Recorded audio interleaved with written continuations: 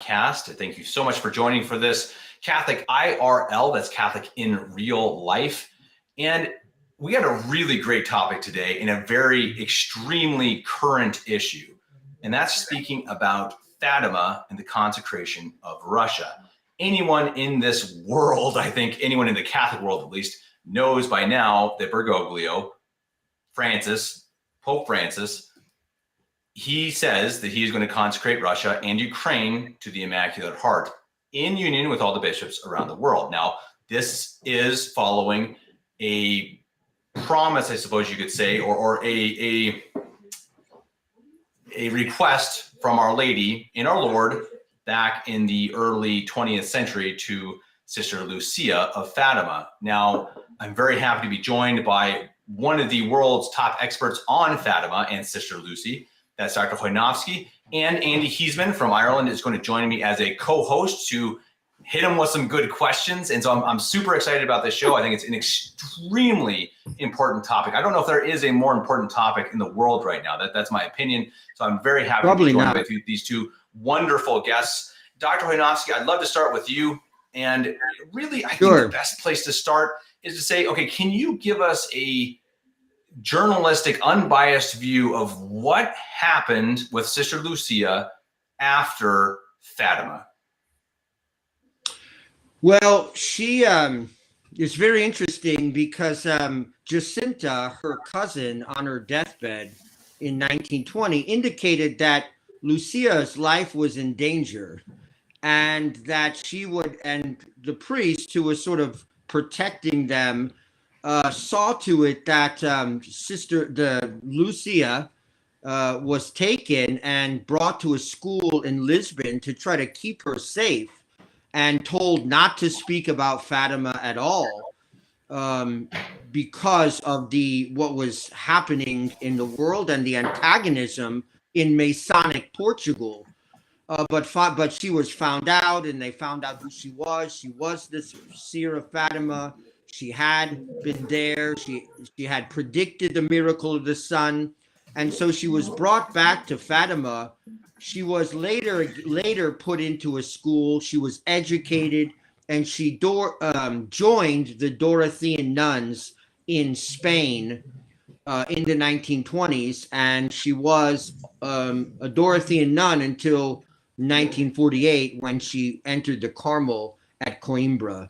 So this was her religious trek. Of course, she has many writings. She was asked to write about the lives of Jacinta and Francisco, her cousins, and she has many reflections that she writes in her notebooks, in her diaries. And so we have a record of what she thought and what she said during this whole period from, say, 1917 to 1948 as a Dorothean nun. And one of the things, of course, on July 13th, 1917, Our Lady she said that she would come and ask for the consecration of Russia to her Immaculate Heart.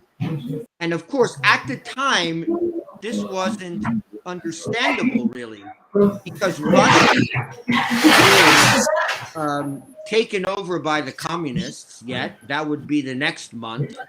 And so, and when she spoke about the spreading of the heirs of Russia to the three children, it was not exactly clear what was meant.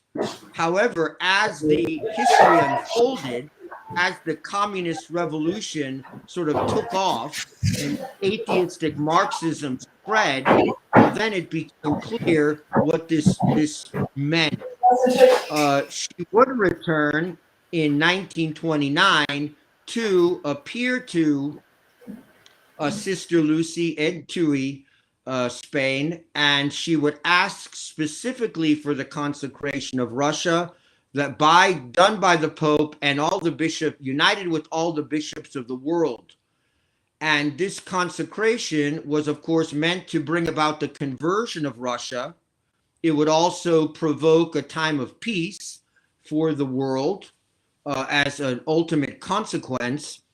And after the consecration, there was to be a renewed effort to propagate the first Saturday devotions to the Immaculate Heart of Mary in reparation for the sins committed against the Immaculate Heart of Mary, against the doctrines related to her, against her sacred images, against the Immaculate Heart itself.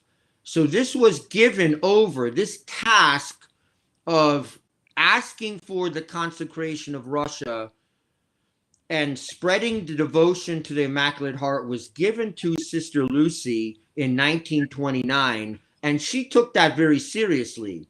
That message for the consecration of Russia in order to convert it, because Russia was in the hands of a Marxist dictatorship, which had destroyed the old Russia, destroyed the Orthodox Russia of the past, the monarchic Russia of the past, and brought in what would end up being the most anti-human and anti-God regime in the history of the world. So this task was given to her, and she communicated.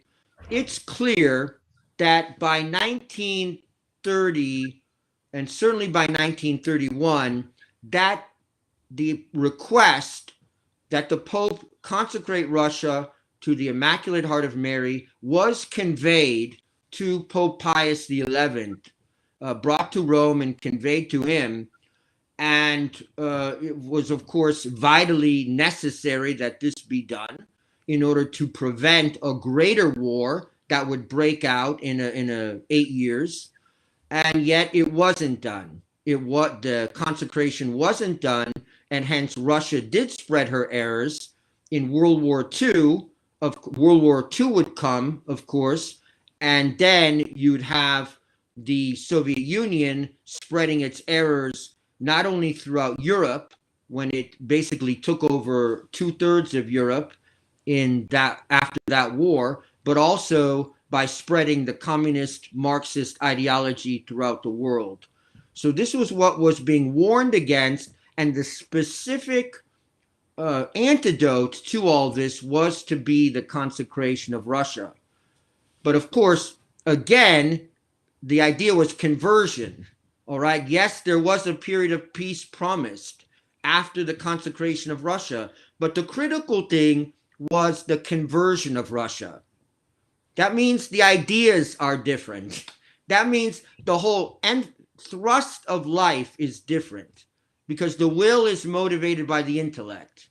And the conversion to the Catholic faith was to occur when that consecration was done.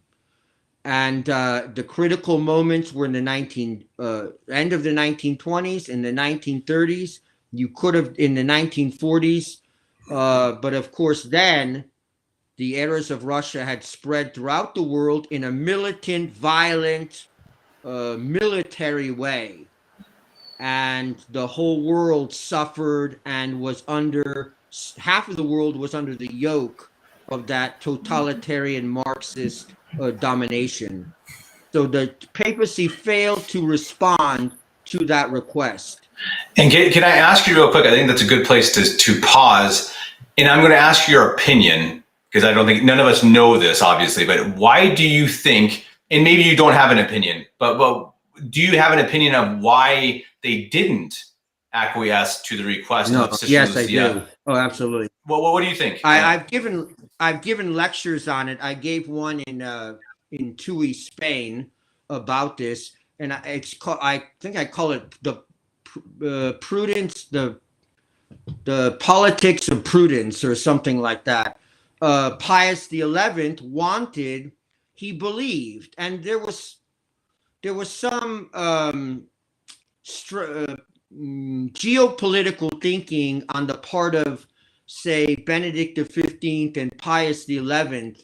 Benedict XV was actually rejoicing that and his Secretary of State was actually rejoicing that the Russian Orthodox monarchy fell, because he thought that this would mean that the Catholic Church would be able to get into Russia to evangelize, whereas before it had been hampered in its attempt to get into Russia. Well, of course, that proved to be a misunderstanding, complete misunderstanding. But he had a practical political plan to get into Russia, to send bishops into Russia. That's why and he needed intermediaries, governmental intermediaries, to pass that message along, okay, and help him work with the Soviet officials. That's why, of course, he cut off the Cristeros in Spain, in Mexico, because he was working. That was one of the governments he was working through in order to get to speak to the Soviets. Also, the Pius XI cut off the Action Française, this militant monarchist traditional group in France, because he didn't want to get the Third Republic angry at him, because he wanted to work with them to talk to the Soviets and deal with the Soviets. And so this politics of prudence took precedence over, well, several things, really. Not only responding to Our Lady's request, but also undercutting all the traditionalist movements that were existing in Europe and existing in North America, because of this practical concern for dealing with governments and not getting them angry at you. And it was the politics of prudence. And that was followed from then on until we get to the mess of Vatican II and what happened after the 1960s. So that's why it wasn't done. I mean, if you just ask me, of course, that's why it wasn't done. This incredible, and I think that's why, that's why Louis the 14th didn't consecrate the Sacred Heart, consecrate France to the Sacred Heart, because it was political concerns. It was just too much. Too much. You go out on a limb, trusting Our Lady and our Lord too much. I love that you bring that up, because that was part of what. I can't hear you, Kevin. You don't hear me now. Oh yeah. I can't hear you, Kevin. Sorry. Can you hear me? Go ahead, Andy. Yes, I can. Yeah. I can try and relay your message or your question if you want. Go ahead. Yes, I can. Yeah, I'm sorry, I can't hear Kevin at all. But Kevin, you were just about to say a question there. Do you want me to repeat it to Dr. Peter? What was it? Oh, you're gone from me now too. I can't hear you now. Oh no. Oh, you're back. Do you guys hear me? I can't hear him still. I can hear you now. I don't know what the deal is. Okay, Andy, go ahead and why don't you tell him to keep going on with the story. I may log back in, okay? I can't hear anything now. But yeah, do you want to continue on with what you were saying there? Okay. Well, so this was the situation until she would the papacy in the time of Pius XII tried to respond in some way to this request. Pope Pius XII did consecrate Russia in a letter addressing it to the Russian people and consecrating the Russian people to the Immaculate Heart of Mary in 1952. However, it wasn't It wasn't as Our Lady asked. It wasn't with all the bishops of the world. Of course, God saw it, and God, accepts what He accepts. But in no text from Sister Lucia that I've ever seen did she say that this was the consecration as Our Lady asked for at Fatima and at Tui afterwards. So there's no confirmation that it's been accepted. It's not. So it can be done over and over and over It and over wasn't again. what she asked. Yeah. So. And do you hear me now again? I can hear you. Yes, I do. Awesome. Good, yes. So my question was about the Louis, because I think that's a really interesting point of the historical side of this. Can you explain a little bit about what that was and how this played an impact, but kind of interconnected in a strange way? Right, and I think, I don't know, I hate to say it, but maybe there's some kind of connection or analogy to what's happening now. I hesitate because I don't know, but it comes to mind. Through Saint Margaret Mary, Louis XIV of France was asked to consecrate France to the Sacred Heart of Jesus, and this was to be done by sort of enthroning the Sacred Heart in the palace of the king, putting the Sacred Heart at the center of the kingdom. His heart was to be on the flag. His heart was to be on the uniforms of the king's warriors. This was Louis XIV. This was the greatest Catholic power in France, and the Sacred Heart wanted that consecration, and he said he would bless the king, whose life he had saved as an infant, and that all these blessings would come on France and the French royal house if this consecration was done. Well, Louis XIV never did the consecration. And later on, when Louis XVI was deposed, basically imprisoned, he had lost his power, and by the French revolutionaries, by the Jacobins. He apparently did the consecration, but of course, you're not able to enthrone the Sacred Heart in the palace. You're not able to put the Sacred Heart on the flag anymore. You're not able to make sure that your soldiers wear the Sacred Heart on their uniforms, because you're no longer in power. You don't have that authority. And look at what happened, Kevin, Andy, look at what happened after the consecration of France to the Immaculate Heart, to the Sacred Heart of Jesus by King Louis XVI. You had the execution of the king. You had the Reign of Terror. You had the Napoleonic Wars in Europe, which devastated Europe from Lisbon all the way to Moscow. There's sort of an interesting connection now, from Lisbon to Moscow. There was this total devastation. And then you had one revolution after another in which the Masonic forces overthrew the traditional order in Europe and pushed God and the Catholic faith and the established church out of the public sphere, until you had the wars of the 20th. Then it entered into the wars of the 20th century, the disastrous wars, for example, World War I, in which the last of the great monarchies were overthrown, the European continental monarchies.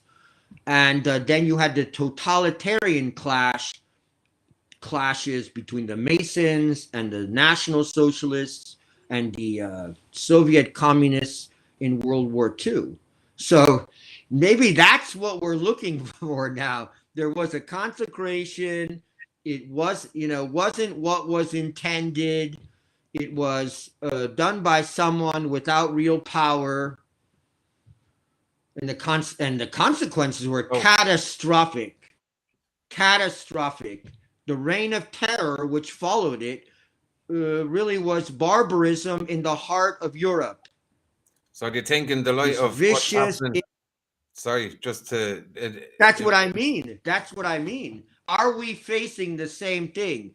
In the prophecies, in the second secret, there is talk about the annihilation of nations. That all of this is going, that it's going to follow from the failure to consecrate Russia, you know, way back then. And I don't see, as far as I know in history, I don't know any nations that have been annihilated physically. As Andy mentioned, we have the annihilation of nations spiritually. Go to Europe. Go to Europe. Where's the faith? Where's the faith? Never mind in America, which has been spewing Masonic liberalism since its founding, which is filtered into the whole world. Yeah. Look at that. And so, but I'm wondering if this will bring about the annihilation of nations. It's so strange. All these things coming together. Russia, which has this critical role, Ukraine, China, which is sort of the heart of the Russian nation, really. Kiev, look at that. Kiev, the heart of the Russian nation, is now at the center of this whole thing. And now they're talking about Moldova being sort of the next potential target. So I don't know. That annihilation of nations, which Sister Lucy foresaw, maybe that's still coming. Because we are on the edge of what could be a nuclear. You know, it has been happening though too. You know, look what's happening across Iraq, Libya, you know, Afghanistan. Mm-hmm. They've all been annihilated like that, and now it's being brought over here to Europe. You know, they're starting. You know, I don't know what to make of putting down myself in this kind of respect. You know, but and I'm not for any war whatsoever. But you know, the fingers are on the nuclear buttons now, you know, and that's what everybody's calling for, this you know, no fly zone, you know. I mean, they're making it sound so simple, like, oh, no fly zone, but like, do you know what that means for Europe? Well, you have I know you have a whole group, and I don't know what media you see over there, but here in the US, it's uniform except for one newscaster, commentator. It's basically a uniform statement about what reality is with regard to the Ukraine-Russian situation. There's one viewpoint presented, and you have the same videos and the same storyline presented by all these different groups. Fox News, CNN, MSNBC, they're all presenting the same thing with the same intent. Yeah. And you just have some individuals maybe that get enthusiastic about something Zelensky is saying, or some pity they have on the poor people of Ukraine. And you could have a nuclear conflict. No fly zone, sending these airplanes, sending airplanes in. You could have a nuclear conflict a war like we've never seen. And I wouldn't be surprised if this was the opening to that, this consecration. And I have to, and I really appreciate this. And I have to tag my podcast. We had a great podcast this last week with two guys from Australia. It's called Catholic IRL, The Truth of Ukraine versus Russia. And these guys did a lot of research and really looked into just simply what has happened. There's no bias. There's no garbage of, hooray, I'm on this side. It's just, why is this happening? It's fantastic. These guys really did their homework. I highly recommend anyone who's confused about the situation, who is just cheering for Zelensky in Ukraine and NATO and the US blindly, please watch it. It's really full of information about what has actually happened, what has led Russia to invade. We're not saying Russia's in the right even. We're just saying why it has happened and what has happened. Please go check it out. It's really fantastic. And I think it's going on a lot longer than 3 years, isn't it, Kevin? 3 weeks. You know, oh my gosh. I mean this is going on 2014. I mean, you can trace it to 2014. You can trace it to the 1960s. I mean, it's really, it is so complicated. And there are so many reasons for it that no one will say, as Dr. Chojnowski says. I mean, maybe Tucker Carlson. I think that's who you're talking about, right? I mean, he's the one guy Yes, I in am. all of America who's saying, hold on a minute. You know, this is not as simple as everyone's saying. He's the one guy. It's totally true. So again, it's a complicated Isn't that political frightening, issue. though? It's unbelievable. That's what I mean. Unbelievable. It's sort of frightening. It's frightening that we are being brought to a place that maybe 3 months ago we thought we'd never be at, which would be at the edge of a nuclear conflict between superpowers. Yeah. Because 90% of the nuclear weapons, are held by U.S. and Russia. Once Biden got who would think there'd be cheerleaders for that? Either they want to stick the Ukrainians through this sausage grinder of death, or they want a nuclear war. This is not an option. They want this. You know, they're famous. So I see. Rise out of the ashes. You know, they want to completely destroy us over here in Europe. You know, and right. Well, the only way you reshuffle the deck is with a world war, right? The deck was reshuffled in Europe in World War I. Then it was reshuffled in Europe in World War II, and they want a reshuffling of the deck again. You know, those who want this in our country here are called the neoconservatives. And now everyone's a neoconservative except a very few individuals. You know, we can think of one news commentator, a few politicians are standing back and saying, wait a minute. But everyone is falling into this neoconservative line of pushing for the destruction of Russia, for the overthrow of the Putin regime. Which, do you want that? Do you know who's going to come up after? That's such a good point. Nuclear weapons are going to be secure? That's exactly true. I mean, and that's weapons are going to be secure.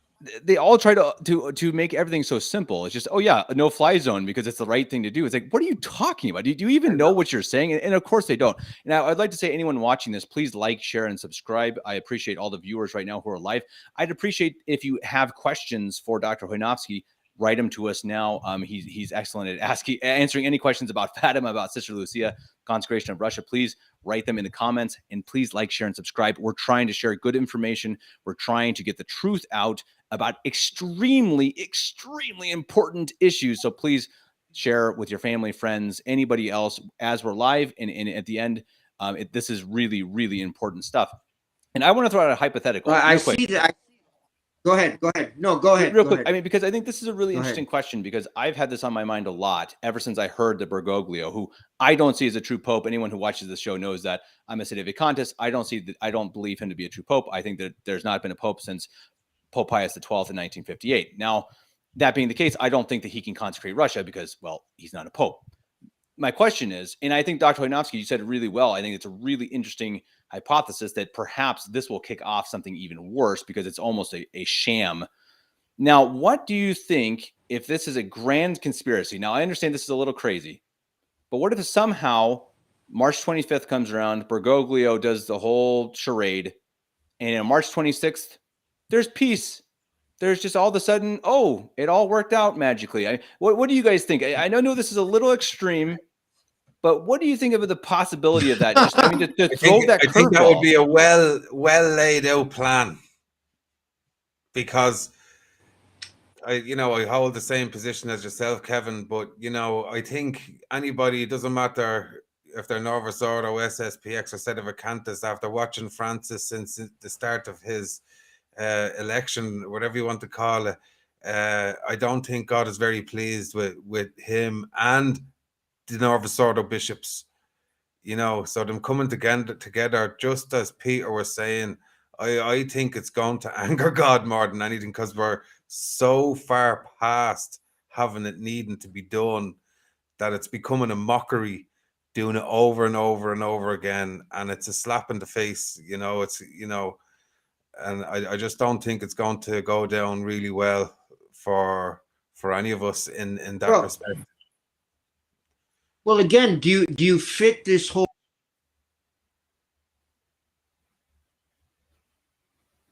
Uh-oh. You're gone as well. Am I gone? Can you hear me? Andy's there. Andy's there. Dr. Chojnowski, we don't hear you now.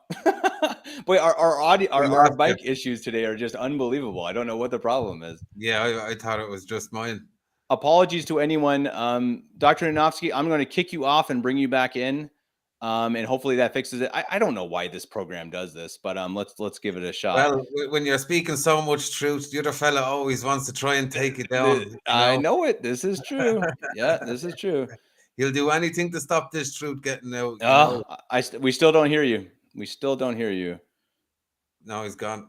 And I don't think he changed anything either.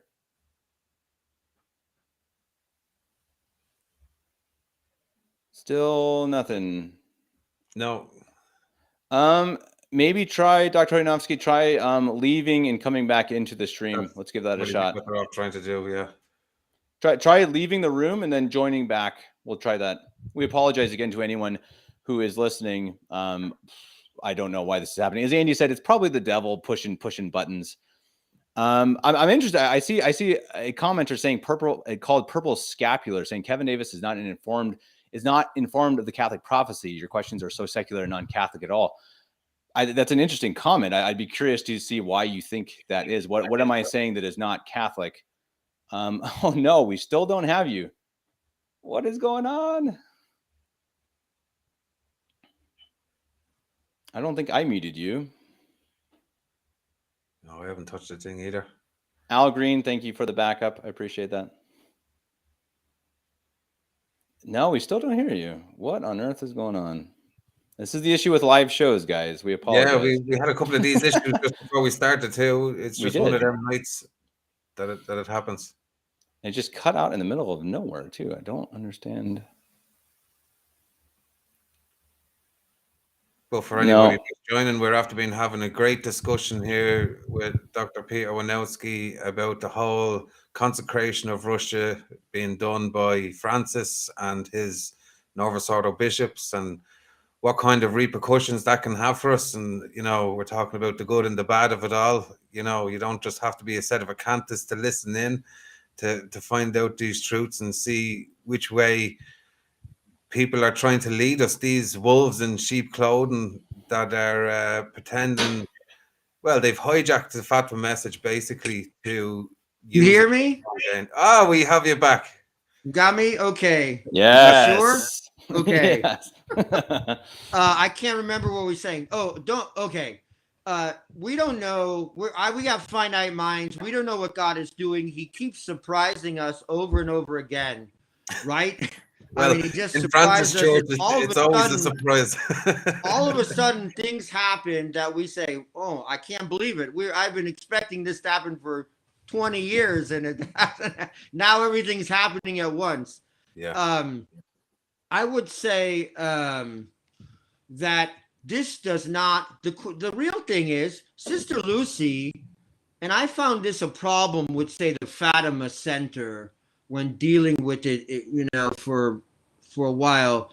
The topics seem to always focus on or imply that we were just interested in temporal peace, like geopolitical peace. But that's not the point.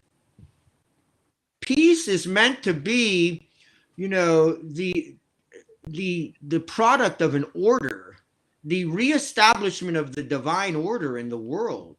Yes. And the attack, the real thing that would have slain the heart of the real Sister Lucy would be the disappearance of the Catholic faith, the actual Catholic faith, the doctrine in our world. That's what she was worried about. And apparently, from the messages that you even got, the statements you got from Pius XII, she was conveying that to the Vatican. And Pius XII was hearing that. Somehow they had a back channel communication where he was worried about this statement coming from Sister Lucy concerning the alteration of the faith through changing the liturgy, through changing the worship of the church and the devotion of the church. You see, the most important thing is the spiritual, and the most important thing is the supernatural. Is Russia going to be converted to the Catholic faith like we beg from Our Lady? Is Europe, apostate Masonic Europe of the EU, going to be converted to the Catholic faith? Is Russia right now not more Christian? triumphant over Russia, not triumphant over Russia, but on its knees before the Blessed Virgin? If that's not a part of it, it's a sham. It's a sham. If that's not a part of it. Physical peace means nothing if you have spiritual death. And don't tell me that Pachamama, worshipped on St. Peter's, can just be passed over by God and the Blessed Virgin Mary. No way. No way. Their sins are stacked up to heaven. Just left to the side and let's say, consecrate Russia and bring about physical peace for 5 years until Zelensky can join NATO. And then Russia won't dare get in. Is that what we're talking about? Are we talking about a real profound conversion? Listen, Francis himself needs to be profoundly converted Yes. to the Catholic faith from his Jesuit Marxist nonsense. Yeah. The Vatican needs to be consecrated. Listen, hate to point the finger, but the Jesuit order has been taken over by the heirs of Russia. It spews the heirs of Russia more than Russia now. Yeah. Right? That's what I was saying. When's he going to be Russia's more converted Christian in than his Europe? fantastic religious order that I studied with too? When are they going to be converted to the Catholic faith? When are they going to show as much devotion to God and the Blessed Virgin as the Russians do? When? It's a great question, and I think that we do have to say, and I think it's really important because obviously we're talking about Fatima and we're talking about private revelation. Private revelation is not a dogma. This is not something that you have to believe. It's not something that is required for your faith. That's really important. I should have said at the beginning of the show. And I also should have said a very happy and holy feast of St. Joseph. That was my fault. I totally should have begun with that.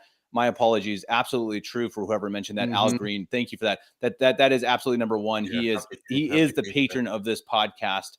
And my special patron as well, even though my name's Kevin, but I've taken him as my patron. He is the saint of our times. I truly believe that. So absolutely, thank you for bringing that up, and to Saint Joseph to please look out for us and help us to bring good information and to be strong men, under your protection.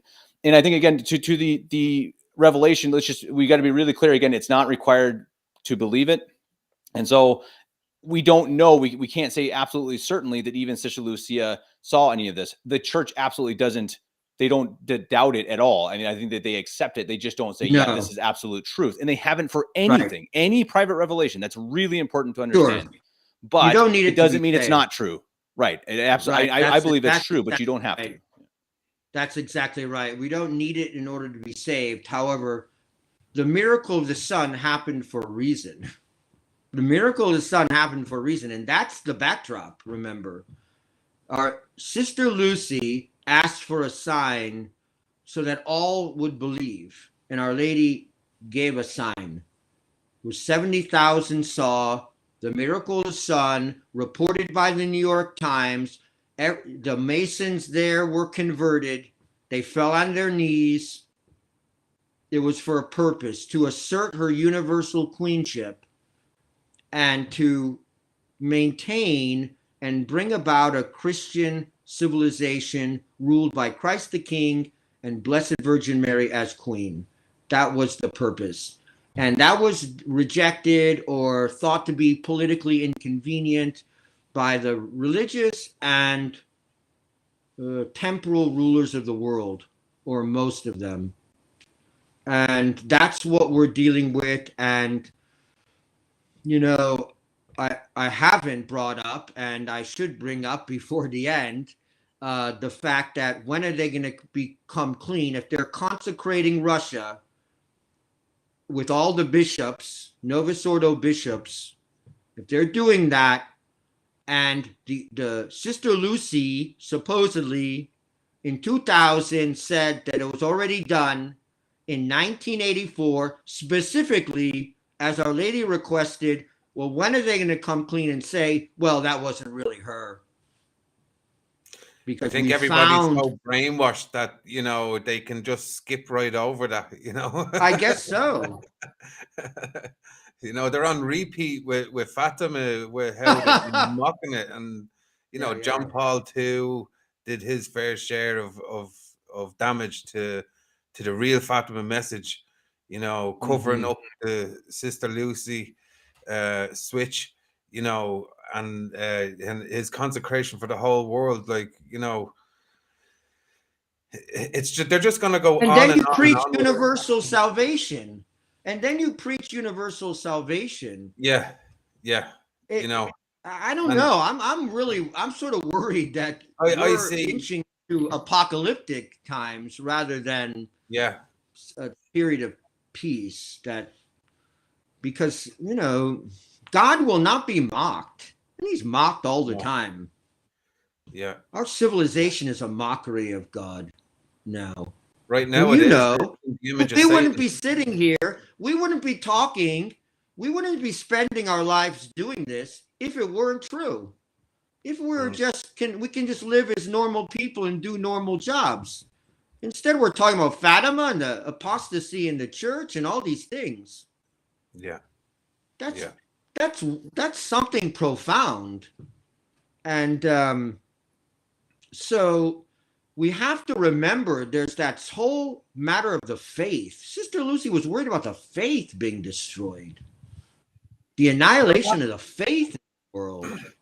And you know, that's happened. It really has. I mean, how people can't see this even to go along, because they've thrown, so, you know, Benedict, he people thought he was great because he brought back the Latin Mass, you know, under the, you know, the guise of traditionalism. And now Francis is thinking he can put candy on the table for people are starving in the Novus Ordo for something good, because nothing good happens in it. So if they say they're going to consecrate Russia, and it's like putting sweets on the table, them sweets are going to be ripped off. You know, they're going to rip each other's hands off to try and get something good off of them. And it's keeping them in. It's keeping them, oh, Pope Francis is consecrating Russia with all the bishops. It's going to get done. And everybody stays in the Novus Ordo then, you know, and they're like, oh, they forget everything that he's done, because we've been brainwashed these days to have such a sharp memory that we don't remember what happened yesterday. Can I give my take? In this, again, I'm a conspiracy theorist. It's how my brain works. It's dangerous sometimes, but and I know anyone who watches this can see that. But I think it's really interesting, because a couple months ago, Bergoglio was getting crazier and crazier, saying he's going to ban the Latin Mass, etc. I mean, everyone was like, "Wow, this is intense." And then all of a sudden, he had meetings with the SSPX and the FSSP. Absolute facts, that happened. Now, we don't know what happened in those meetings, and I don't know. But all of a sudden, his tone changed. That's absolutely true. He all of a sudden said, kind of like, "Oh, okay, yeah, maybe Latin Mass is okay, and we'll meet you across the bridge a little bit." My opinion is, and I could be wrong about this, Bergoglio is this crazy leftist, communist, whatever. And I think that these leaders of the other side, you know, the FSSP, etc., met with him and said, "Bergoglio, I'm telling you right now, our people are becoming sedevacantists, and this cannot happen. If you keep going the way you're going, you're going to lead them to the truth, and we can't have that." I mean, I know, I totally understand this could be wrong. This is just purely my opinion. I know that, but I think it could be true. I don't know. I don't know if you guys have opinions. If you don't, I think you're right, Kevin. The more progressive the Novus Ordo gets, the more people we get into the pews of traditional Catholicism again. And that is a fact, because everybody knows in there that there's something stinking, and they just can't put their finger on it, because they've been so drilled into sedevacantists or schismatics. which is, you know, another prophecy from Saint Francis of Assisi. You know, you'll be called rebels and schismatics for holding the true faith, you know, which corresponds with what happens today. But it's just crazy. Yeah, you know? I don't know. Yeah, see, that's Also, why. just today, sorry, Yeah, Peter, the new no, go ahead. Curia from Francis was given out, like the new Church of Francis, and he's saying basically any layman can hold governance position in the Vatican. So I mean, like, is it going to be like no, like Is that an layman opening bishops for or us something or kind of what? thing? Well, that's what they are anyway. Yeah. Well, I don't, you know, it sort of makes you, I mean, it's sort of, I don't want to say nauseated, because I don't want to, in many ways it does. It is sick. I mean, the use of the form of these Catholic realities, and yet the matter changes. The modernists use and have used the form of these Catholic realities when they don't believe in the matter, the substance of it. They use the form, just like Fatima.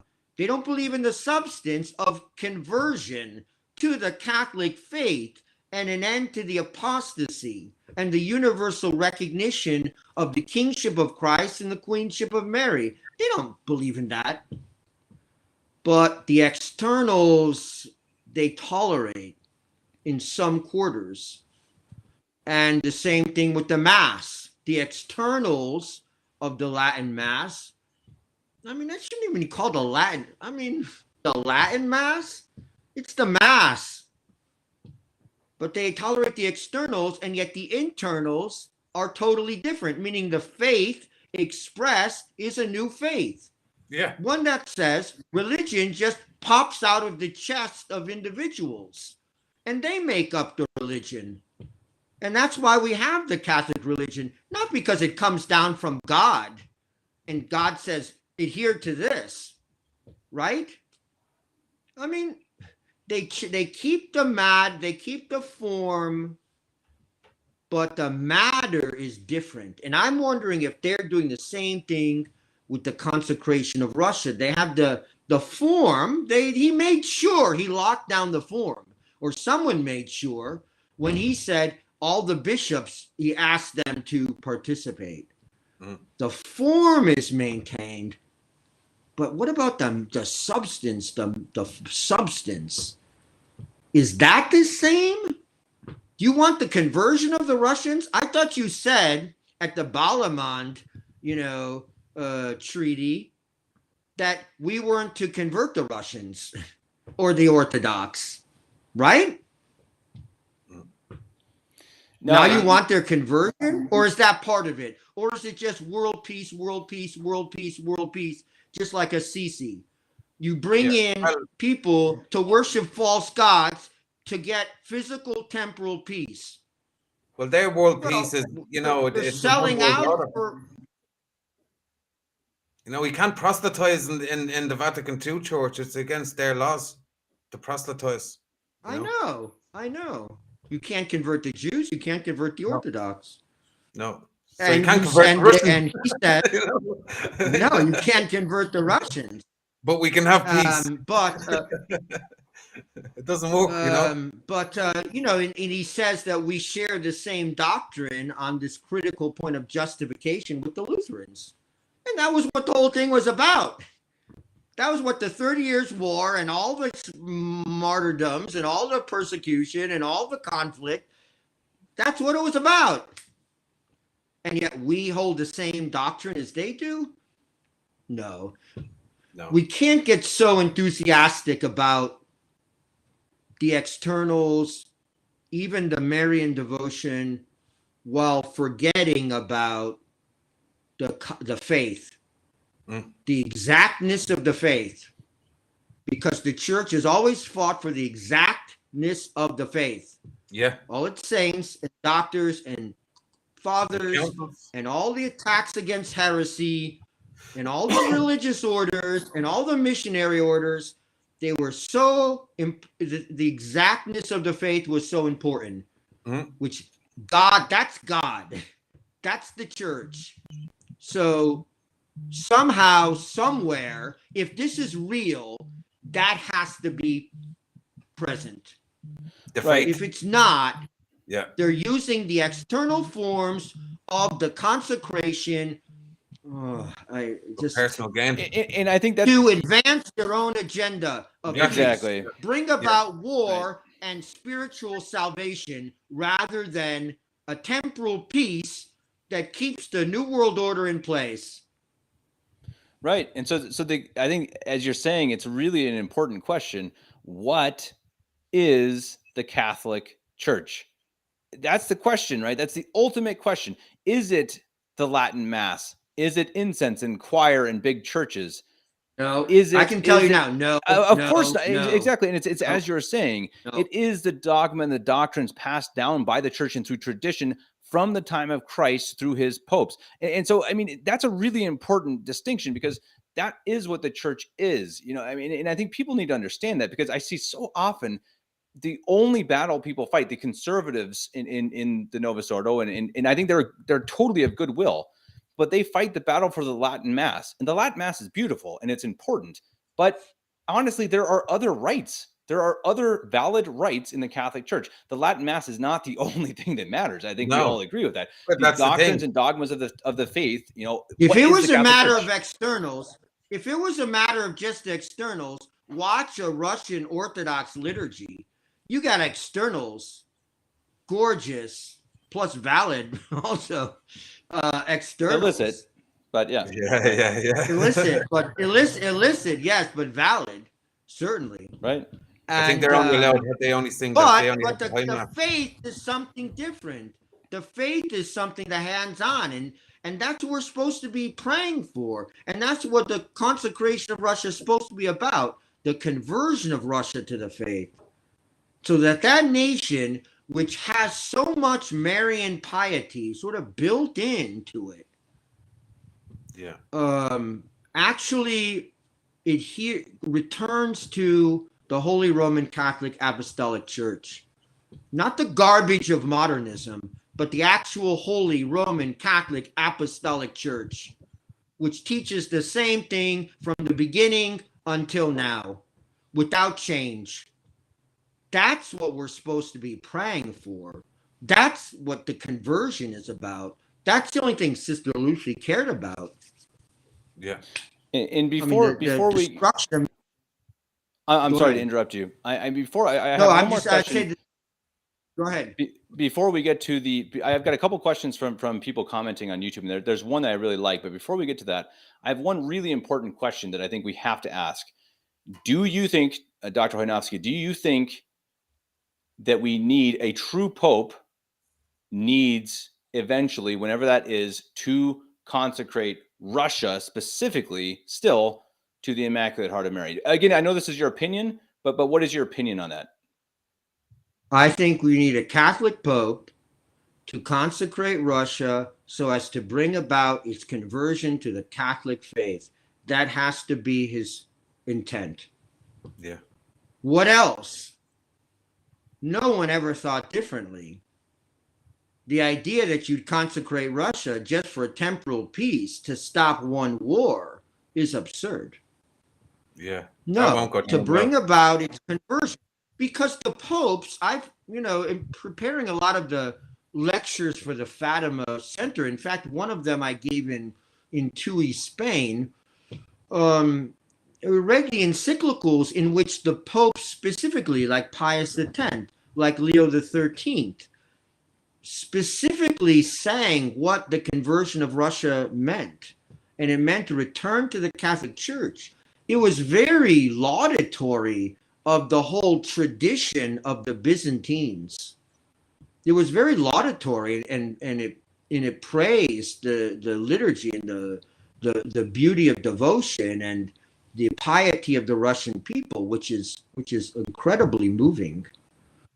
And yet the conversion is what, to the Catholic faith, is what every Catholic should want, and it's what a real pope a real Catholic Pope wants.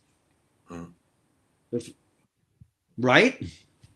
That's the whole thing. So how God is using this event, I don't know. Maybe just to, increase the flame on us, because all devotion will be, all the focus will be on Fatima. They'll say, and Our Lady and Immaculate Heart for a moment, and it'll be remembered. And there's an incredible war going on now, and we're at the edge of nuclear conflict. Where we could very well be in the early stages of World War III. No one thought in the beginning of World War I that it was a world war. No one had thought at the beginning in 1939 in September that it was a world war. You know, there's the one country, a big country goes into a small country. Both wars. So I think we're in for incredible times, and this is just a part of that whole unfolding. God is sort of showing his hand. I don't know. That's just the way I don't know. But it seems like God is showing his hand in so many ways.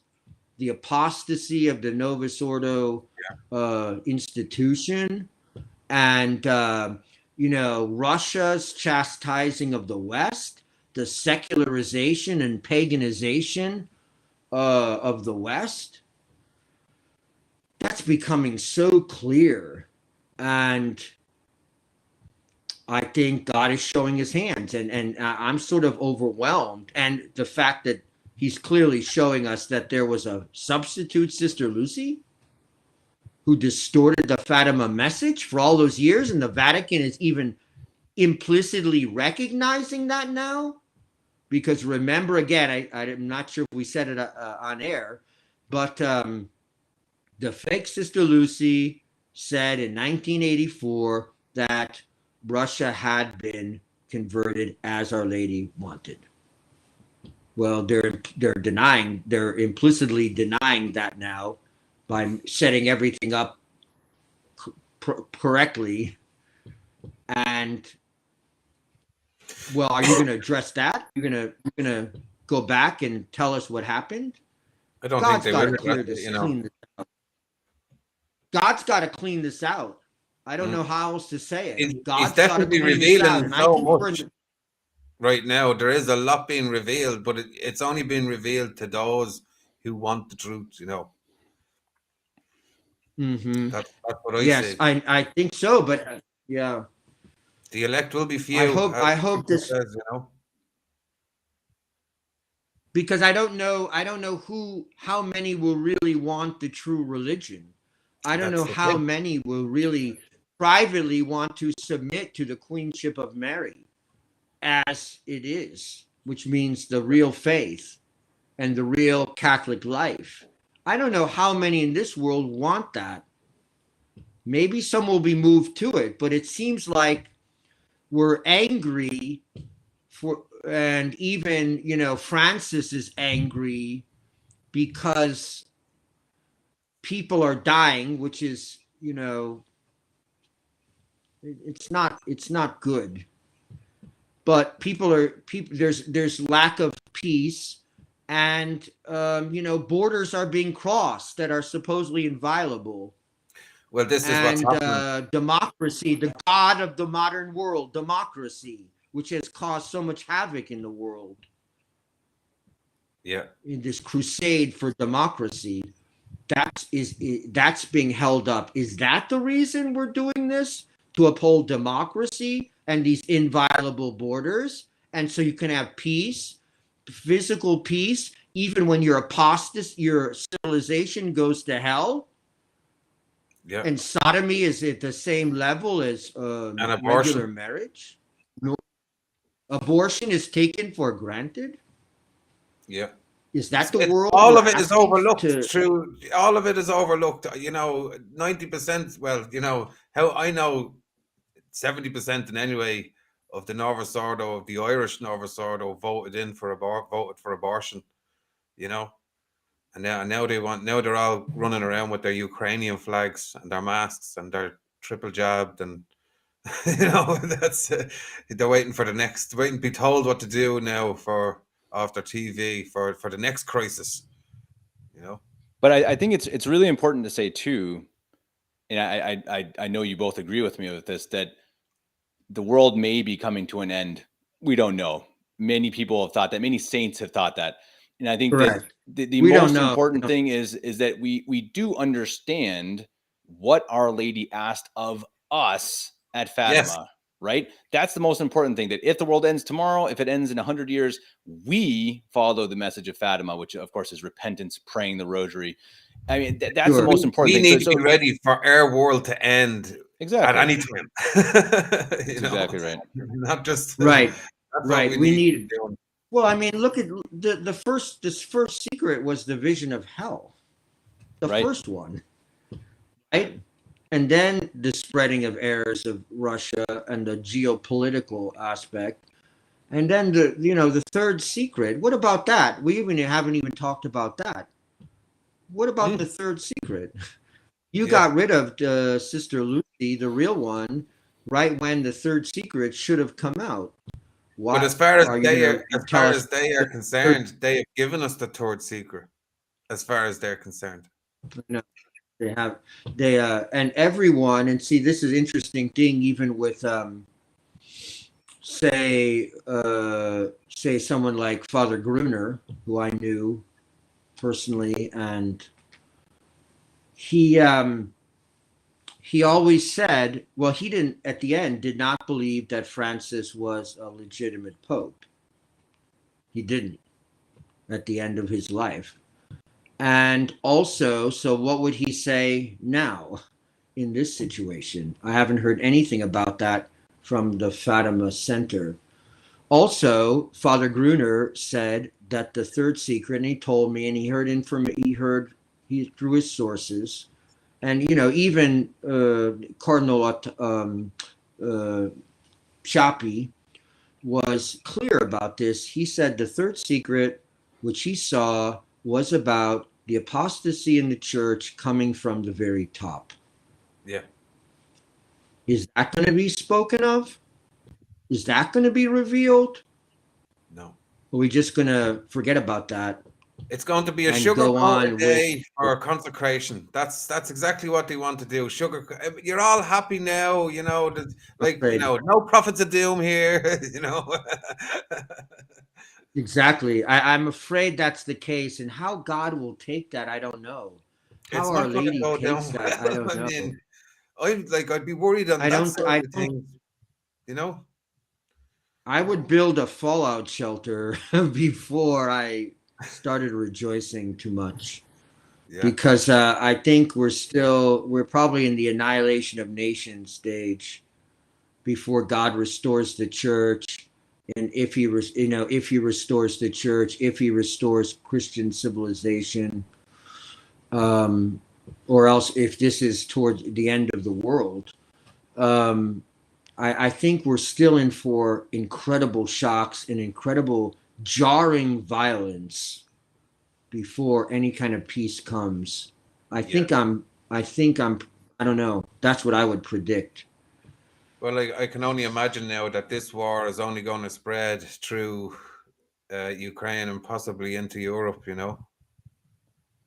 But it only take a push of a button to do that, and that it only take for Europe to say yes, we have a no-fly zone over Ukraine, and that's Europe going to war against Russia. That's that. And that's how close we are to this. We're just so close. I mean. And everybody is so politically roiled up with the media, well, from the reports that I'm watching, Ukraine are bombing themselves, and then I'm seeing other reports that are coming in through my phone from RTE, fake news, saying, oh, Russia's just bombed the hospital, and it's like all these heart-wrenching stories that are there to pull the strings to go, oh, help Ukraine and go to war. I mean, again, watch the podcast we recently did about that subject. Ukraine has been bombing their own state since 2014. That's an absolute fact. That is incontrovertible. They have been bombing Donetsk. and they've killed thousands of people. The total amount is not really sure, but you can look that up, Google it yourself. That, okay, maybe DuckDuckGo, Google probably won't have it, but that exists. The information is out there. That's absolutely true. So again, just understand with that whole situation, anyone watching, what you're being told is 100% sure not all of the truth. Maybe some of it's true, but real quickly, I just want to give my opinion real quick, because I don't think, it's just purely my opinion, I don't think Putin wants world war. I really don't. So I think he is going to have to be really pushed to be able to start it, which maybe he is. And I'm not saying Putin's a good guy, not at all, but I don't get the sense that he's even ready for a world war. Maybe I'm wrong. I don't know. Well, I think he's ready for some kind of war. I was talking about it this evening, and I'm not sure which way to take Putin. I'm listening to his talks, and he was talking to the Russian people. The stadium was absolutely jam-packed, and there was like thousands and thousands of people outside the stadium, all with Russian flags. And he's in there saying, I want to take down the New World Order. No more genocide in our people. No more sodomites. And I'm looking at him going, is he in on this, or is he really going to fight the New World Order? Well, I don't know, but what you do know is that that the whole narrative, there's no real, don't we have a brain? Do we ever study history? Is there any reason for us to study history? And because so that we can have some background to everything? Haven't we make it a requirement that we study history? Because there's a whole background to Ukraine and Russia and the Russian Empire and the Ukrainian people and the Russian people, linguistic, religious, political. Is there any thought about that at all? Or are we just brought to the immediate moment where the images of violence on the screen just move us around? Uh-oh. I think we lost your audio, your mic again. This is so weird, guys. I've had issues on this show before. I've never had this happen several times. This is really bizarre. Praise God. Praise God. Yeah, exactly. Right. So hopefully he can come back and find it again. I think it's a really interesting discussion. I think Andy, how do you try to keep up to date with all this stuff, which I know you do, and not get depressed with it? How do you keep positive in this situation? It's me faith, we're all being prepared for this spiritually, through our whole lives, I'm sure. I know my mom was always getting me ready for the end of the world. Back? And Andy's telling us why he is optimistic despite the rough time. So go ahead, Andy. All I heard was the end of the world. And Well, I think it's one of the greatest times to ever be alive, and it's a privilege to be in these times. And for us having our faith, I really do. I've gotten a lot of joy back, even especially over the past couple of months. And I'm just not letting myself get bogged down with it. I'm enjoying the simple things in life. I'm not letting all this political madness that's going on around me. As long as I know I'm trying to be good with God, I should have some joy in my life. And that's what I'm working on. Being good with God. When you're good with God and you have a clean conscience, there's no happier road to take. Doesn't matter what's going on in the world. It doesn't matter. As long as I'm good with God and I'm trying to do His will, not mine. Otherwise, so much of Fatima is so much about how we save our souls. Yeah, and that's exactly it. If we just make it about geopolitical peace, which is always temporary, we forget the whole purpose.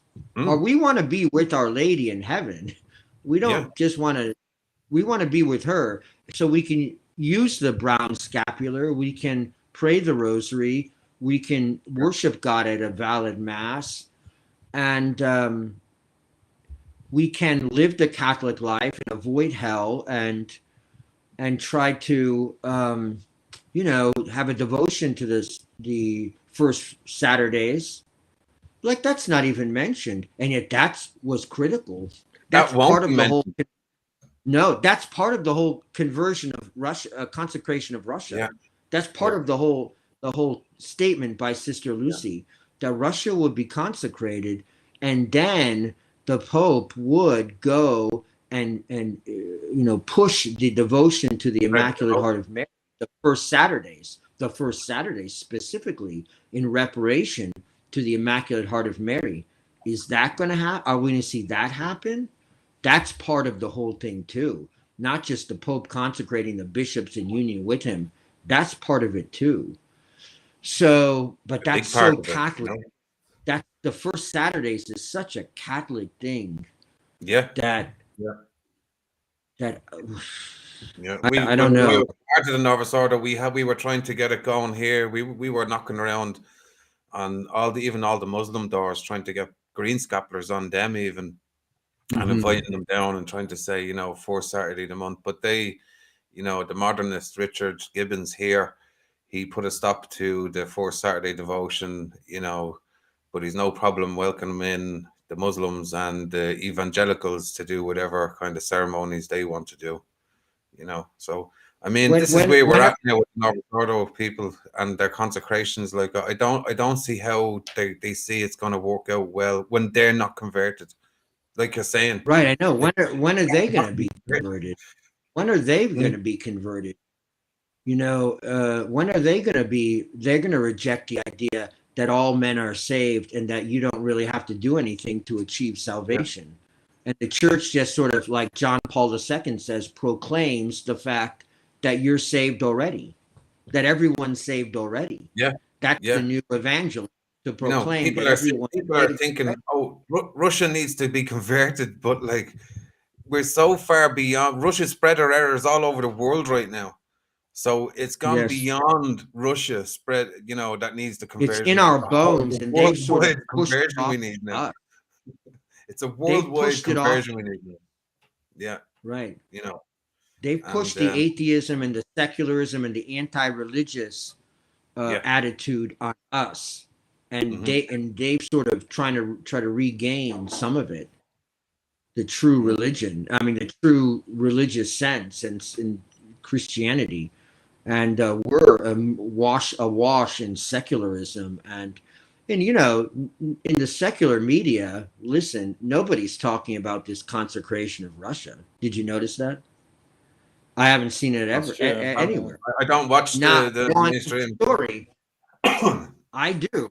And there's not one story anywhere about this, which is pretty incredible when you think about it. Because I mean, considering how many Catholics there are around the world, and I shouldn't do quotation marks because I think most of them do believe they are. We need to try to convince them that they're not.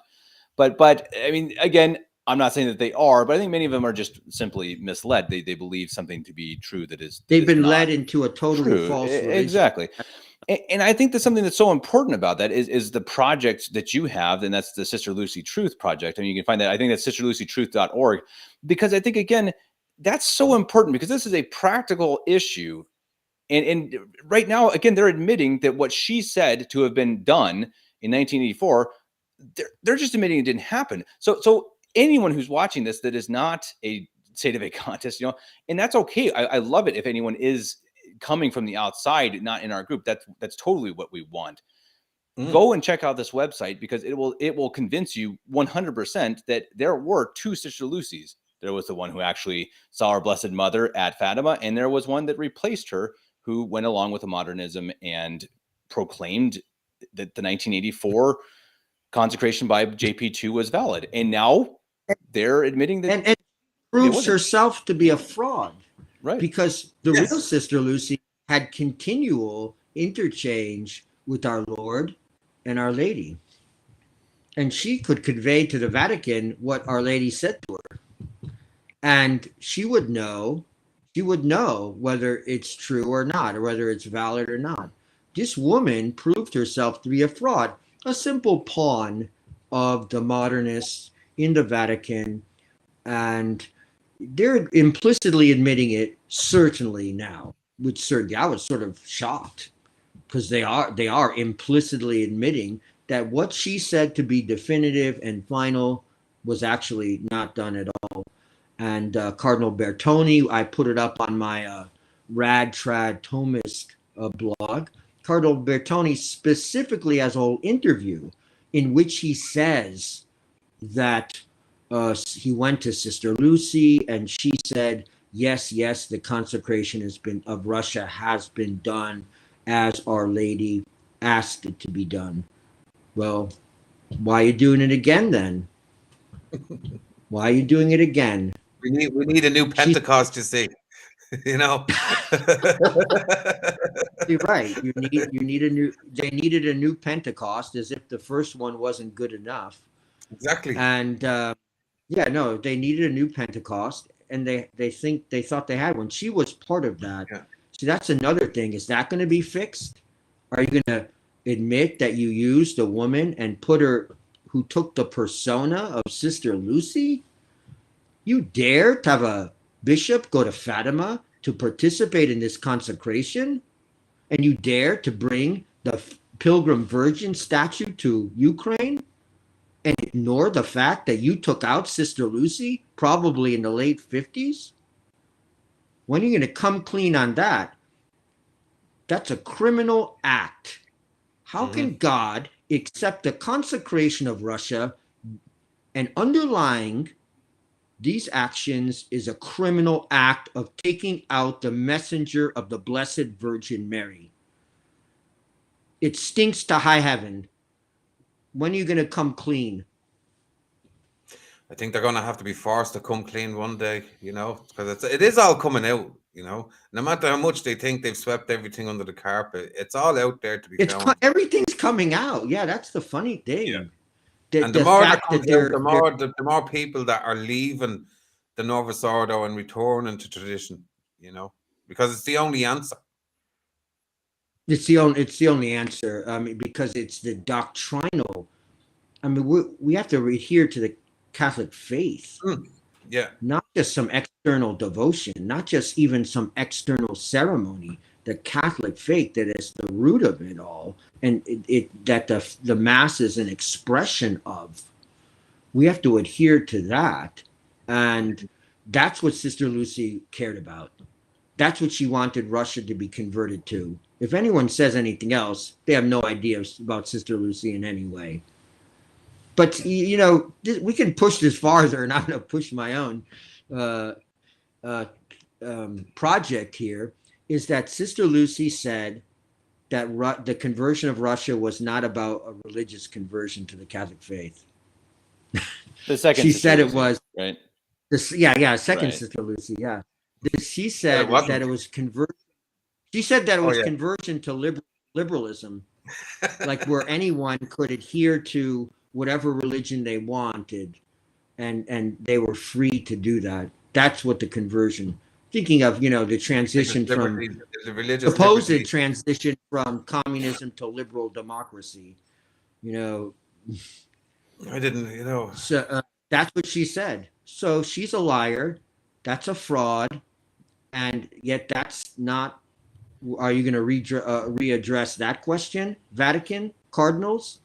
And I mean, tell me if I'm wrong, but in 1984, it was fairly clear at the time that Russia was moving away from communism slowly, but it was already in the cards. So this was not like some whoa, all of a sudden, boom, in Russia, you know, changed into becoming a more of a democratic country. So no. I see it happening right now too. That I think, again, this is back to my theory, that they see that I think that the war is actually going to end. Maybe there's another one, but I think they see that, okay, it's going to wrap up. Putin just wants these eastern states. He wants Crimea, and then he's going to buzz off. Purely, again, my opinion. Now, what the Vatican sees, what Francis sees, is that this is a perfect opportunity for me to get power and brownie points with the trads. I'm going to pull in Fatima. I'm going to pull all this to my side. And then, in the next couple of weeks, there's probably going to be peace. And guess who is going to be thanked for it? It's not going to be Our Lady of Fatima. It's going to be good old Bergoglio, who's going to be the savior of the world. I can totally see this coming. I know, again, they might make him a saint before he heads off himself, you know. anything is possible in the Novus Ordo, you know. Right.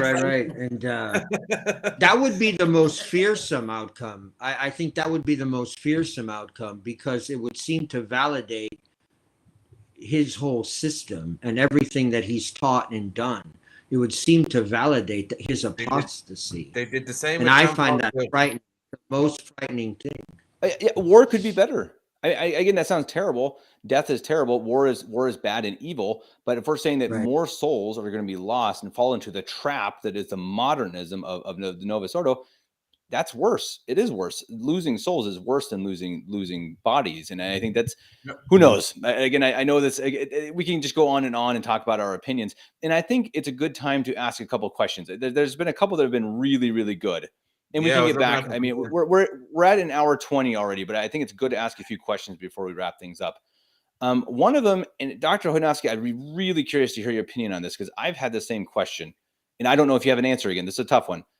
The question when Our Lady promised that the dogmas of the faith would be preserved in Portugal, what does that mean, or in your opinion?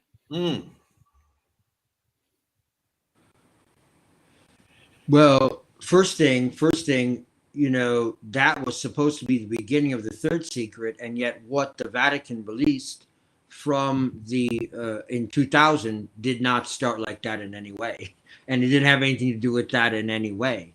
What that means specifically, I don't know. I would assume the only thing I can think of is, the only thing I believe is that the Catholic faith would be maintained in its purity by hearts in Portugal, in private souls, and in small church gatherings in Portugal in the future, because Portugal as a nation has not evaded the universal apostasy in any way.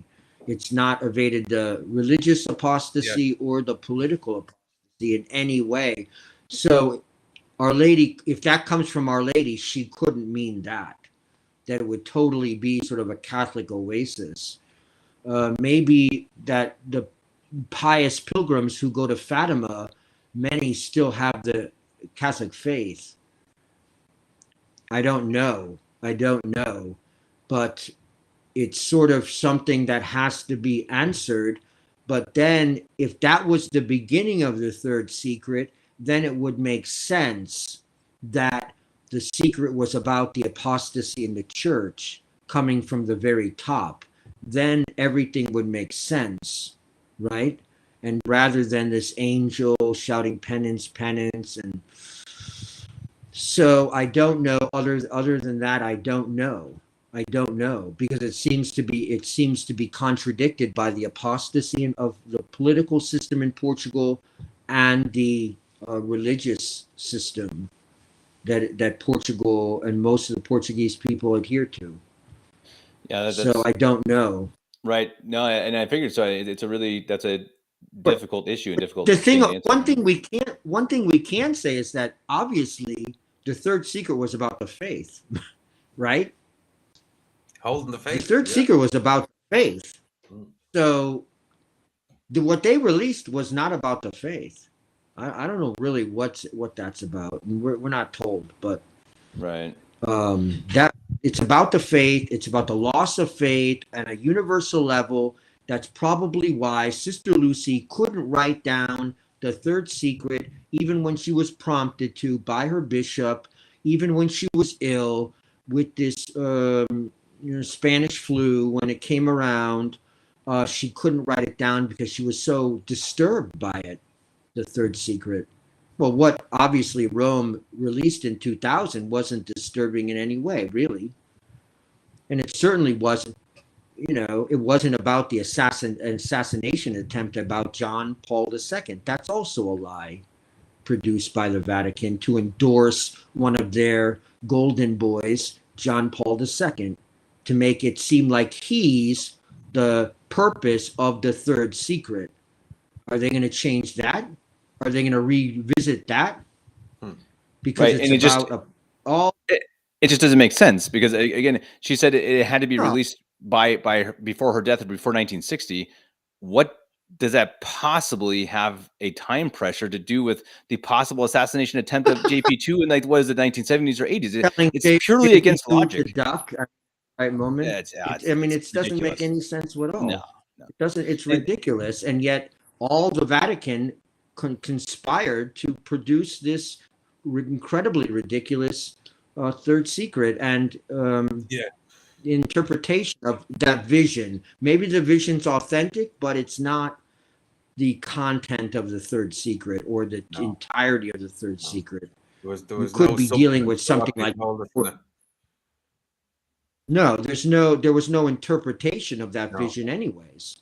There was an interpretation of the vision of hell, and as part of the second secret, and then there was an explanation of the second secret. There was no interpretation or words from Our Lady with regard to this supposed third secret, which makes it the whole thing dubious. Are they going to set that straight, or have they just taken the idea, the externals of the third secret, as we said, the form, and give it a different matter and that a different substance? And that's exactly what they've done. They've taken the externals. We're telling you the third secret. See Sister Lucia in the audience. She's clapping when we reveal it, but we change the very substance of what it means and what it says. Yeah.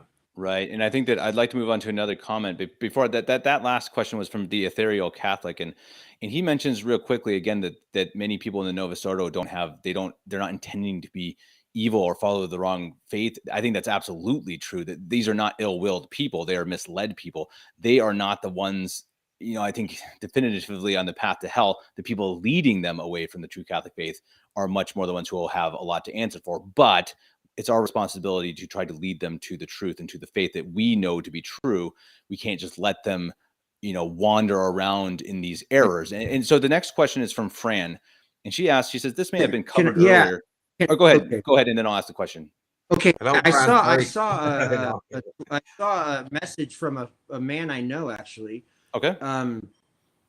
I said the supposed third secret. I didn't mean to say that the third secret was not genuine in itself. I'm saying that what they revealed in 2000 was perhaps part of the third secret, but it certainly wasn't the entirety, because it has nothing to do with the faith, nor does it have anything, nor is it explained. And Our Lady wouldn't present just a simple vision, which with no explanation as to what that vision's about. Right.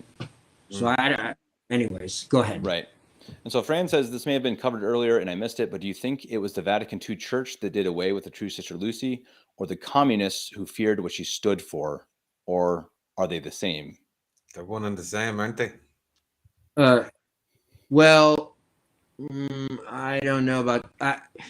I think it was. Well, let me just say this: from a rational point of view, from a logical point of view, she could only be removed by a thumbs up from the highest source in the Vatican. I'm sorry, I cannot think otherwise.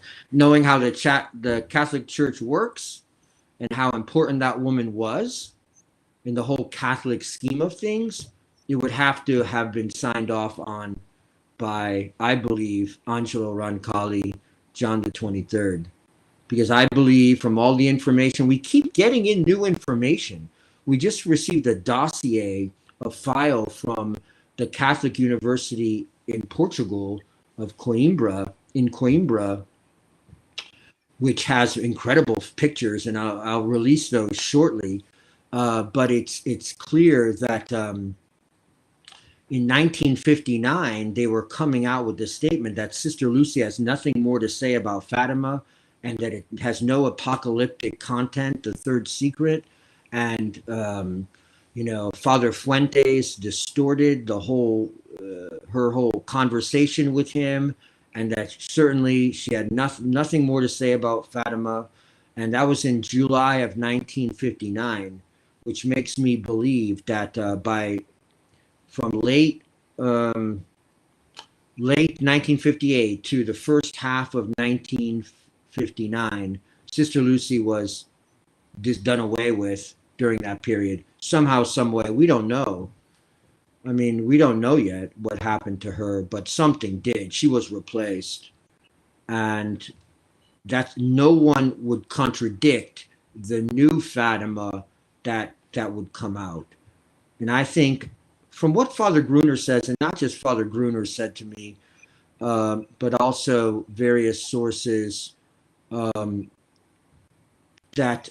the third secret also spoke of an evil council. So if Sister Lucy, who knew the third secret, who was in charge in a way of the third secret, if she knew that John the 23rd, if she heard that he called the council in January 25th, 1959, I have no doubt in my heart that she would have said something and blown the whistle on this, because that was her mission. It was her lifelong mission. So I think she was probably done away with before January 25th, 1959. But again, I don't know exactly when. Right. No, exactly. It's an unfortunate thing with a lot of this is, as you say, we think, at least we don't have proof of this, but it seems like a criminal case. It seems like something was done to her. And there's just so much, there's evidence, which you provide on your website, but a lot of it leaves us to conjecture, it leaves us to question. But I think that's important. That's what we want. We want people questioning. We want people thinking about this. We want people saying, okay, if that's possible, if they did replace her, why? What was her message? What was the message of Fatima? And why would the modern church want to get it back out of the public eye? And what does it mean? Because what does it mean for the church that she was replaced? Because it means a lot. Yeah, what does it mean? Everything changed after that. What does it mean? It's the key part of the change, because the world was hanging on Sister Lucia, you know. The world was waiting for that message to come out in 1960. The world was waiting for it, but they could only do it if they could only get away with it if Sister Lucia says, "Oh, we don't have to listen to that anymore." You know, it's she came out like she was away on holiday. I think we lost your audio or your mic again, Dr. Chojnowski. This is so weird. It's so random. I've never seen this happen. What can we do? I guess Andy and I just have to have a nice chat. No, I think it's so important, and I think it's not. Again, it's private revelation, and she's just a person. She's a small part of the Catholic history, but it fits in. If you realize that key piece to this entire issue, it'll put a lot of puzzle pieces together for you. And then if it makes you think about it, again, what is the Catholic Church? What is the Catholic Church? That's the most important question. And I mean, if you can think about it, and then maybe you'll come to that realization that it's doctrine, dogma, tradition, what was passed down through Christ, from Christ to the apostles to the popes, and Vatican II changed that. Yeah. Oh, it did. It did. And, I think what Pope St. Pius X wrote about the apostasy that was to come into the church as well, with, no dogmas, we've been well warned of what's coming, not just by Our Lady of Fatima through the confusion, but by, Our Lady of Good Success. I mean, I was literally only listening to some of Our Lady of Good Success on YouTube there today as we were driving, and it just also fits in perfect. And this is going back a couple of hundred years before Fatima, and you can it says it in them messages that this is going to go all the way to the top, and a great apostasy all the way to the top. Can you hear me? Can you hear me now? I can hear you now. Okay. Well, Our Lady of La Salette, Rome will lose the faith and become the seat of the Antichrist. What about that? Yeah. What about that? What about that? It's all there. That's all there. I mean, we've been warned. Yeah, we've been warned, and I think the third secret had something to do with that. I guarantee, from everyone who has heard about it, and I heard about it with Father Gruner, or all those cardinals who saw it, and it has something to do with the apostasy in the church coming from the very top, and that's what shocked Sister Lucy so much, I believe. that she could hardly believe that something like this would happen. Maybe she even had an intuition or some kind of knowledge that the whole Fatima message would be hijacked and distorted. Maybe she had something like that moved her. Wasn't she told when she was younger that I think it was Francesco was going to pass, but towards the end of her life she was going to be in danger. You know, that Lucia would yeah. And she was told that and as a young kid. She was told then that she and her cousin were in danger, and somehow Jacinta was given that message. She knew it, and she conveyed it before she died. And strangely enough, it happens all those years later, and we have to really treat whether she was killed or not. We have to treat her as a martyr, Lucia as a martyr. What about that?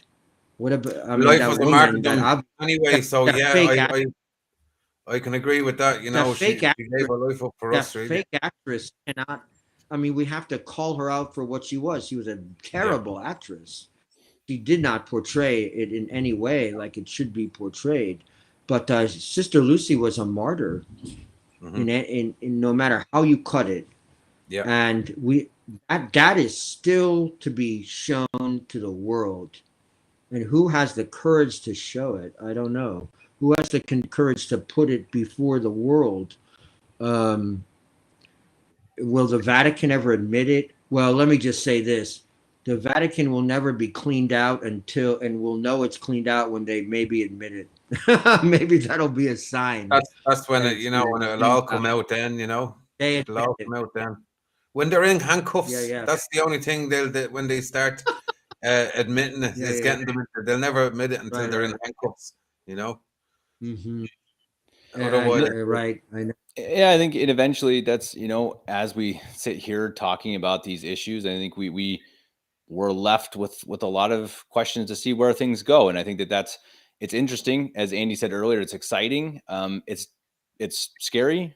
And I think that anyone who's watched this, again, I hope that they realize, again, the most important thing is to live good Catholic lives. And we say that all the time, but especially with St. Joseph, his feast today, be a good Catholic, be good men, be strong men, lead your families, lead your society, lead your parishes, be strong, do the right thing, and listen to the message of Fatima. I think that's really important. Learn about Fatima, learn about what Our Lady asked us to do and what she told the children. And I think that, this topic, truly, guys, we could talk about this for hours. I know it. I've got to do, and anyone watching this, we're going to do a Skype meetup. So if you two want to join, we're literally just going to have a bunch of Catholics from around the world. We're just going to sit and maybe drink a beer and have a nice conversation about, I have no idea what. I don't know if it's going to work, but we're going to try it anyway. I'm going to post that on Twitter, Facebook. Anyone wants to join, that's going to go live here in about 20 minutes. I know, again, this is Saturday evening, so the recorded show is not going to mean anything, but this is live. I really appreciate everyone who's commented and who's followed the show, except for maybe one or two of the commenters who are a little rude, but I guess you'll find that in any YouTube podcast. But I really appreciate Dr. Chojnowski, Andy, you guys coming on. And Thank you. To follow both of these, Dr. Chojnowski, again, it is sisterlucytruth.org. Is that correct? Correct. Yes. And sisterlucyfilms.com also. Okay. And I post also on Rad Trad Thomist. Which is a subject that I'm going to have. The original plan was to have you on to talk about Thomism, and then this week it was like, Bergoglio is going to consecrate Russia. It's like, okay, you know what the modernists got rid of after Vatican II? St. Thomas and Thomistic theology. Surprise, philosophy. I'd love to have you both on again. Maybe talk Thomism, maybe talk again about Fatima, maybe the outcome of what happens with this whole issue this week on my birthday, by the way, March 25th. So that's going to be a nice, hopefully not the end of the world. No. Yeah, I know, right? Exactly. So happy birthday to me. The beautiful feast of the Annunciation. Yeah. That's the good thing. A feast of Our Lady. Andy, yes. People can support you at andyheasy.live. Is that right? That's my website, yeah. And I'm on Twitter, BitChute, Gab, and what's the other one? Telegram. Perfect. Yeah. Andy's always got good information, Good interviews, good stuff out there. Support Dr. Chojnowski in his project. Again, that's sisterlucytruth.org. He needs all help he can get, the help he can get, trying to, again, solve the mystery, the great mystery of the disappearing and replaced Sister Lucy. It is an important issue, and he can use support because, well, I think at this point you're even using some of your own money to try to figure this out. So help him out, give him a penny or two, and hopefully move this forward and hopefully bring some people to the truth. And that's what we're all trying to do. And I'll give you both a chance for last words. Andy, last words. Last words is especially about the consecration and stuff like that. So much confusion that's going around, and it's kind of when you stand outside the box and look in to clear the confusion, because I'm sure the three of us here, we're not so confused as a lot of the other people out there, because we've been following the truth. And that's what it really is following the truth, listening to these videos, understanding how far down the line we are with Fatima and all the consecrations that have been done, and that we're on a merry-go-round with it all. So people need to jump off the merry-go-round and see what's happening. That would be my final word to people, and come back to the faith. Exactly. The most important thing to know about Fatima and Sister Lucy is that everything was directed towards adhering to the true faith and practicing the true Catholic life. And that's what the miracle of the sun was about. That's what the consecration of Russia is supposed to be about. And consecrate yourself to Our Lady every day. That's all people need to do. That can still be done. Absolutely. And also, let this be another occasion to show that we appreciated Sister Lucia of Fatima and everything she brought to us, and help us bring about justice in her case and for her cause. Perfect. And I would end by asking Saint Joseph to pray for us and intercede for us. And again, thank you to everyone for watching. Find us. You can support us. Share the subscribe, all that jazz. You can support this show on Patreon. I'm not looking to make an income from it, but it does help to get a better live stream so that we don't have our mics cutting out every 5 minutes. So please support us on Patreon and share this with your friends. And until next time, which I very much hope I'll have both of them on again to discuss this issue and others. Dr. Chojnowski, Andy, thank you very much, and God bless. God bless. Thank you. Thank you.